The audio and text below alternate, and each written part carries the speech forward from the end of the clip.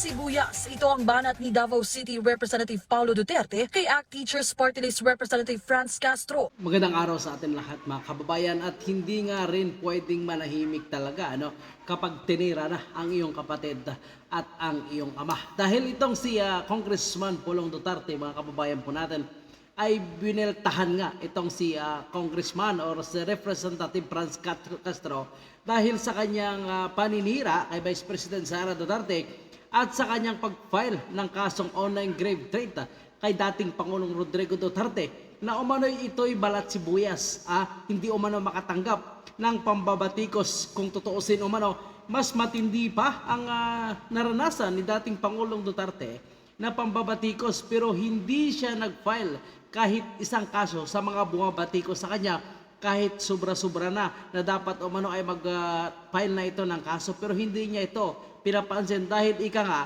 party umano ito ng buhay bilang isang government official.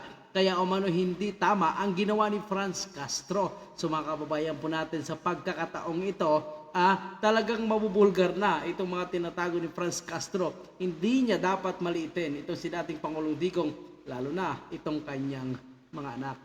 Huwag balat sibuyas. Ito ang banat ni Davao City Representative Paulo Duterte kay ACT Teachers Party List Representative Franz Castro matapos maghain ni Castro ng grief threat complaint laban sa kanyang ama na si dating Pangulong Rodrigo Duterte dahil sa umano'y pagbabanta sa kanyang buhay. Ayon kay Congressman Duterte, karapatan ng bawat isa ang maghain ng reklamo sa korte. Pero bilang lingkod bayan, hindi dapat gamitin ang hakbang na ito para lamang mapatahimik ang mga kritiko. Dagdag pa niya, tigilan na ang kadramahan at pagpapamedya dahil dati nga mas matitindi pang kritisismo ang natatanggap ng kanyang ama. Buwelta naman ni Castro. So yan ang tama talaga mga kababayan po natin kasi obviously alam naman natin na mga Pilipino lalo na alam na ang karakas nitong mga makabayan lalo na itong si Franz Castro na sadyang maingay at mukhang may connection din ito sa mainstream media kasi panay pa interview ito mga kababayan po natin at iisa lang ang kanilang agenda.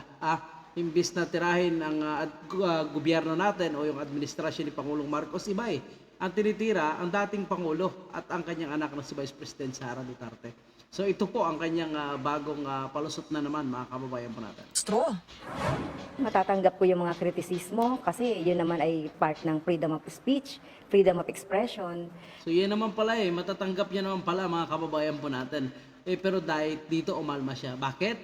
Kasi ang tinitira ay ang kanyang kagrupo na. Siyempre, kung anong sasabihin ng kanyang kagrupo at ang mga matataas na humahawak sa kanila, di yun talaga ang kanilang gagawin. Na kung tutuusin mga kababayan po natin, ang mensahe ni Pangulong Digong ay ang kanyang sinabi kay Vice President Sara Duterte. Baga nirelay niya lang doon sa mga audience na nanonood sa kanyang programa.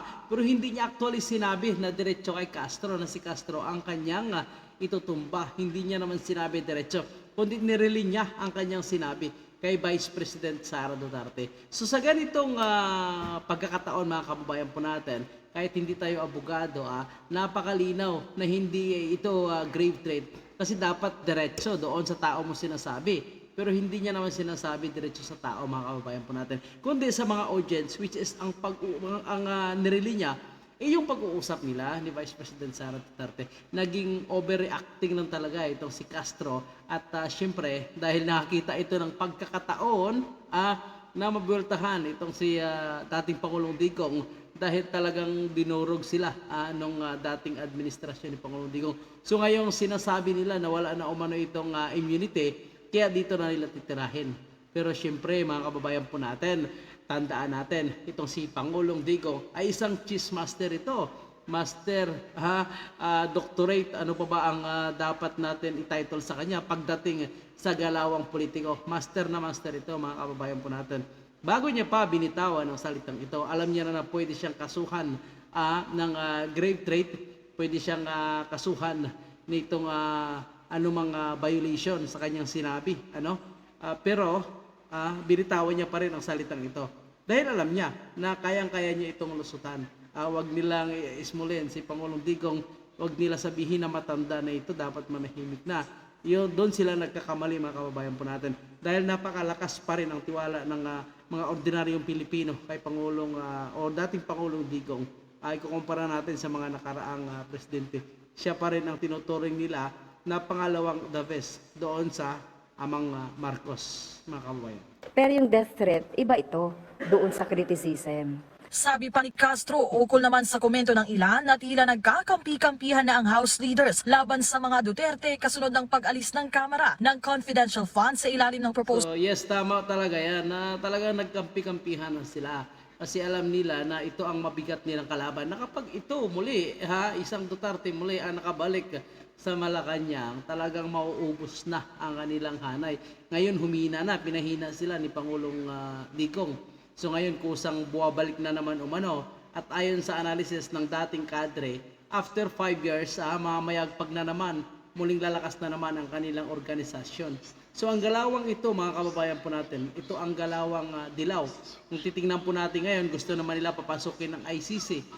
So talagang ibinalik nila ang issue pagkatapos nga pumalit ng administrasyon. Pero syempre, nakasalalay pa rin yan kay Pangulong Marcos kung papapasukin niya itong ICC, mga kababayan po natin. So marami na silang ginagawang paraan talaga na subukan nilang ipakulong itong si Pangulong Digong. Tingnan natin kung kaya nila.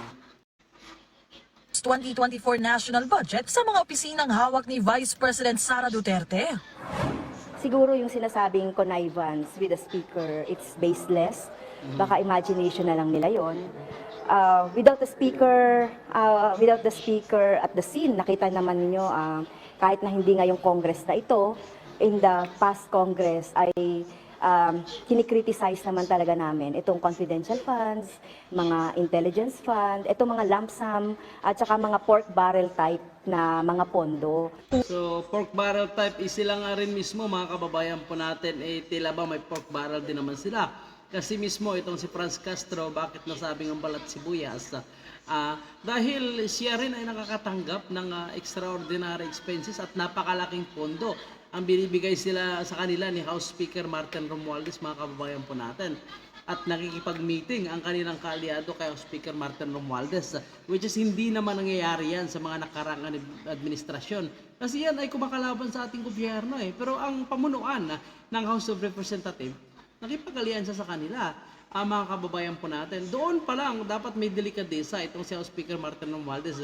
Kaya kahit anong deny pa ni House Speaker Martin Romualdez, halata talaga ang kanilang tirada. So ang ginagamit lang dito ay itong sila Franz Castro. So tuloy nag-iingay at pinag-iinitan na ngayon itong si dating Pangulong Rodrigo Duterte. Kaya ang analisa ng iba ay posible ang magiging oposisyon o yung tagabatikos ng ating administrasyon kung mangyari na magpapatuloy ito ay itong mga Duterte, mga kababayan po natin.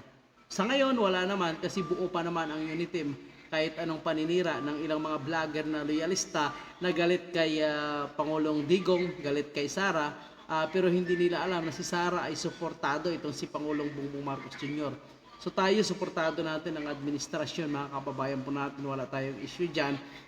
As long na hindi lang talaga mangyari mismo na galing kay Pangulong Marcos na sinusuportahan niya itong mga agenda ni Romualdez pagdating sa paninira kay Vice President Sara Duterte. So wag lang natin malalaman yung gano'n.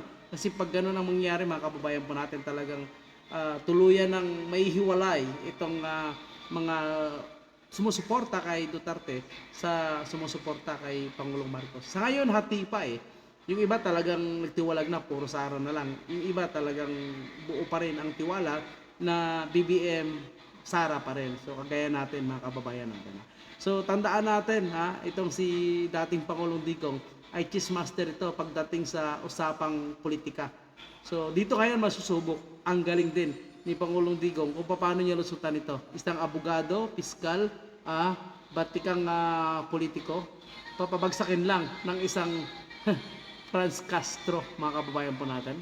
So I think malabo mangyari yan. Kaya para sa inyong sariling opinion at komento, mag-iwan po sa ating comment section. Maraming salamat.